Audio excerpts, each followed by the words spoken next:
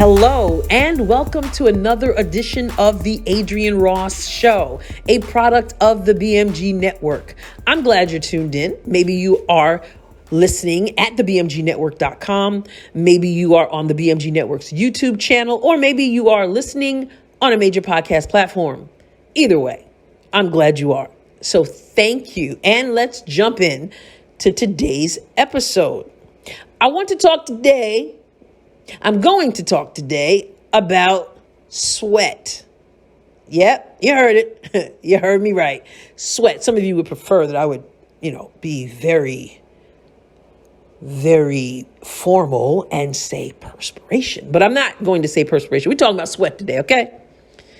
And you may remember years ago, depending on your age, there were these commercials from Dry Idea, the deodorant. And the famous line from those commercials was, never let them see you sweat.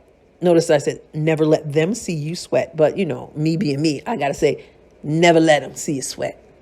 All right? Ain't got time to be formal. We're talking about sweat. Never let them see you sweat. What in the world is that all about? A podcast episode about sweat? Absolutely. And I'll start with this story. Have you ever heard of Dr. James Dobson? Dr. James Dobson is most known as the founder of Focus on the Family. He is a Christian author, a psychologist, and again, most known for being the founder of Focus on the Family. So if you are familiar with, what I'll call the Christian world, for lack of a better phrase, and you're over, say, 21, you probably have heard of Dr. James Dobson. But either way, whether you have or you haven't, let me share the story that I heard many years ago that he shared. And I may get some of the details wrong because it's been a long time, but I'll get the gist of it, and therefore so will you. I heard Dr. James Dobson, there you go, share about Shirley. Now, Shirley is his wife. She was his girlfriend in this story that he shares, and they were in college. And they were out for the evening, and when he drove her back to her dorm, he broke up with her.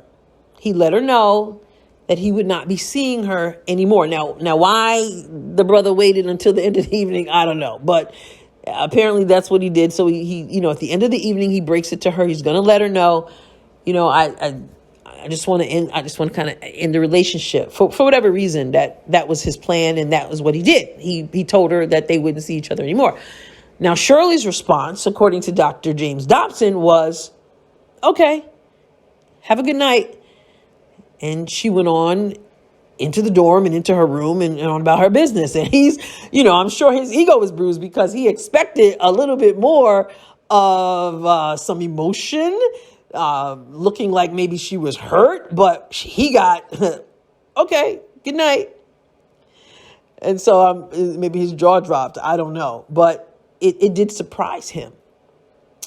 Now, what he did not know until sometime later was that Shirley, yes, did go into the dorm, did go into her room, but her true heart's attitude was not like, okay, because Shirley, he came to find out later, cried all night long. Her heart was broken. So she cried all night, and I don't know how much longer, even past that night, that she was distraught, but he later found out that she cried all night long. And he says that her reaction to him, though, was okay, sort of put him on a pursuit of her. So he went from breaking this thing off to now he's pursuing her after her reaction was like, whatever. And he says that had she displayed hurt, had she gotten emotional, had she broken down, had she pleaded her case, he said they would not be married today. Perhaps even if he had known that she went into her room and cried all night, they would not be married today. But if she had definitely shown him her pain, he said they would not have been married. But it was the way that she responded that set him on this pursuit of her. And obviously they're married. So that pursuit worked out for him. And, the rest is history. as they say. But let's translate that to what I'm talking about today. Had she let him see her sweat, they would not have been married today, because it would have formed, I'm sure, some kind of opinion in his mind of her. But the opinion that was formed was one of strength and one of self-respect, right? And so it threw him, but it also drew him. It threw him, and it drew him to want her heart. So why am I sharing this about never let him see you sweat? As you know, in this podcast, we talk about all kinds of stuff. We talk about faith. We talk about politics. We talk about education. We talk about it all. Today, we're going to talk about sweat, because there's a very important lesson and message that I want to share today. And it's based off that story. I'm not saying that Dr. James Dobson is a bad guy. I'm just using his story as a jumping off point to what I really want to talk about. Now, some of us know what it's like to deal with haters. You might say haters. We know what it's like to deal with people who are hating on us, or people who are out to hurt us, people who at the very least want to see us hurt, people who are basically enemies. We'd like to believe that everybody has our best interest in mind, and that everybody wants us to succeed, and that everybody is patting us on the back and everybody's supporting us. But come on. That's just not the case. There are people, unfortunately, who get off on our pain, who get off on contributing to our pain. And if they're not contributing, they get off on just observing our pain. But if they can add to it, boy, that's even better. They get off on that kind of thing. There are people like that. And if you haven't encountered them yet, just hang on. You will, because that's life does that. And people are people, as I often say. And they want you to hurt. And so the advice that I just feel to share today, that we're talking about today, goes back to the Dry Idea commercial. Never let them see you sweat. And this obviously pertains to the James Dobson story, even though I'm not associating him with, I don't think he was a bad guy or anything like that, like some of the people I'm talking about with the haters and stuff. I'm not saying that, but I'm, again, using his story as an example about not letting people see you sweat. Shirley never let him see her sweat. Shirley never let him see that she was crumbling on the inside. She went in with strength, and she displayed her pain in the privacy of her room, whether it was just her or whether it was a roommate or whatever, but it wasn't in front of him, because why? Never let him see you sweat. And there are people who don't have your best interest at heart. And there are people who hurt you, who purposely hurt you, who want to hurt you, who want to see you hurt. And they love to see you sweat. They love to see you squirm. They love it when they can push that button or see you in your pain because of buttons that have already been pushed. Haters. And when you let them see you sweat, when you let them see the pain, when you let them see the anguish, what does it do? It fuels what they already have in mind for you, which is more hurt, more pain, more poking and prodding. So in other words, they've got you in the palm of their hand. Some of you know exactly what I'm talking about because you've been there. And here's the thing with that. Here's the thing.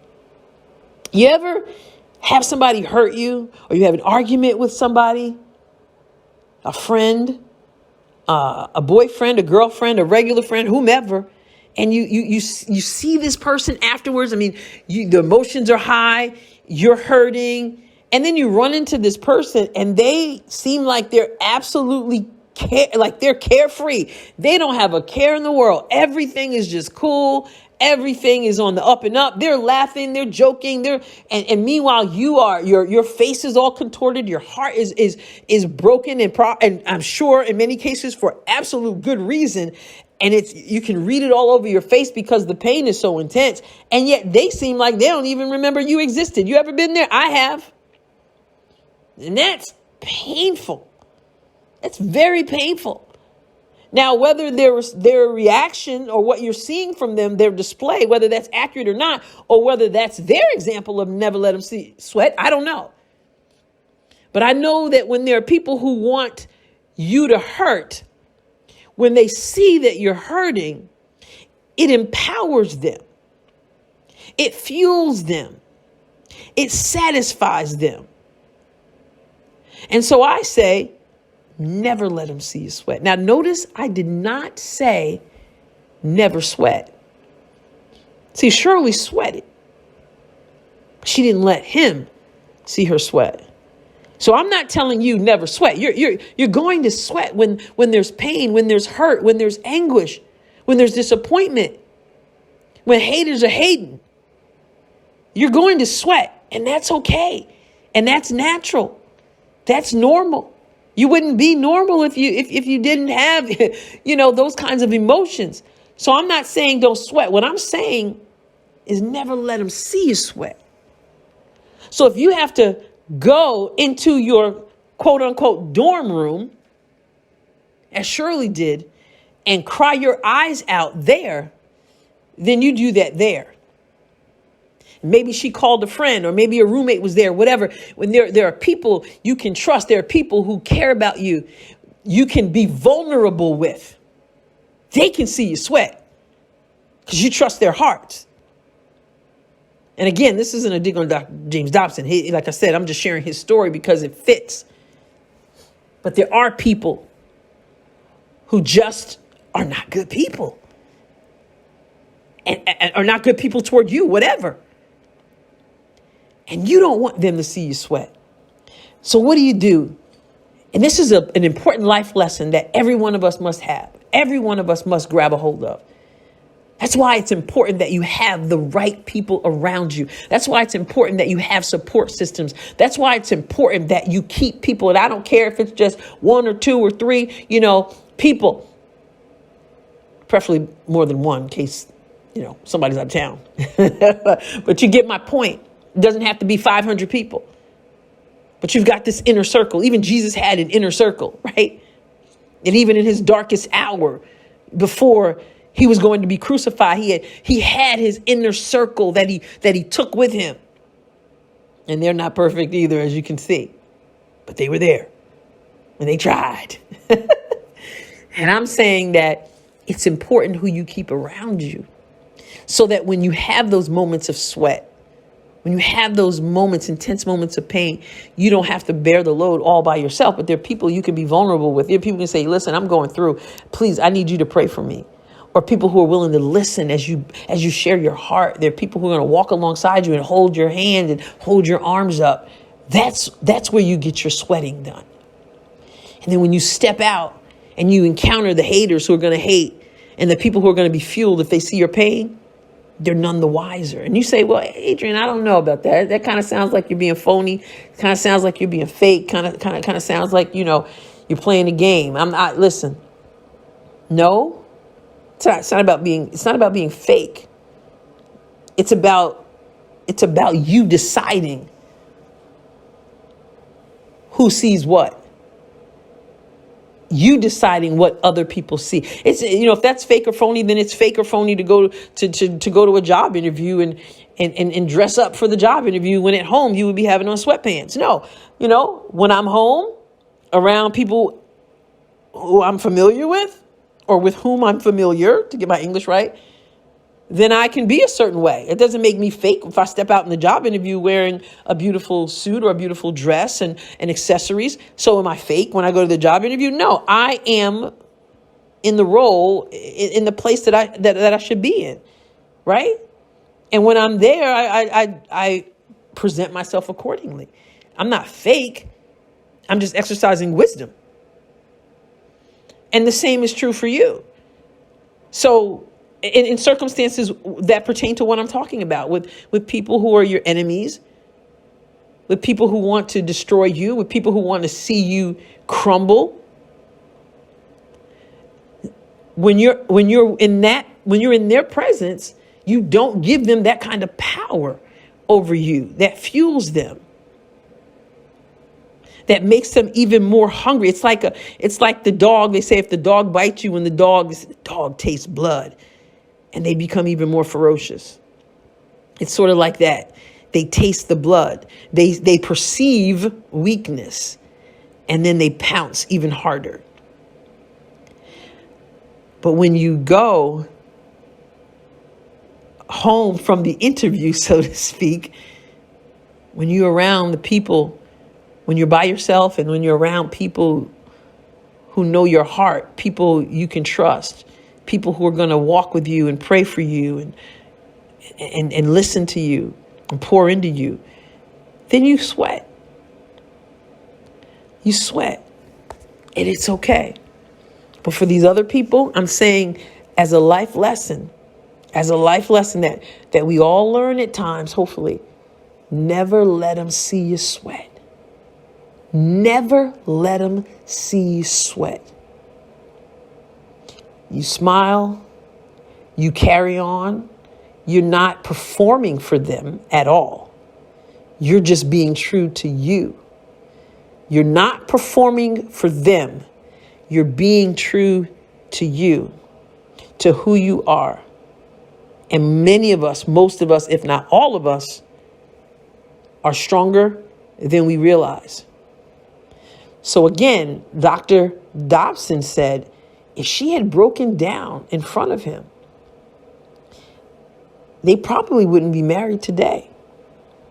And, whatever you think of his strategy or his thinking or his mindset, whatever, he was a college kid, But even the college kid recognized that there was something about her approach that put the power in her hands rather than in his hands.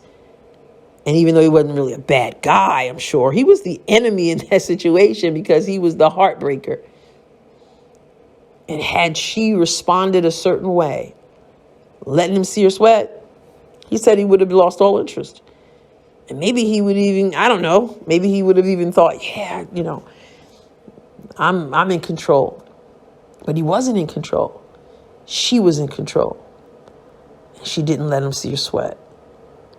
And so I'm going to leave you again with this phrase from the Try Idea commercial. So you didn't know how much you could learn from deodorant.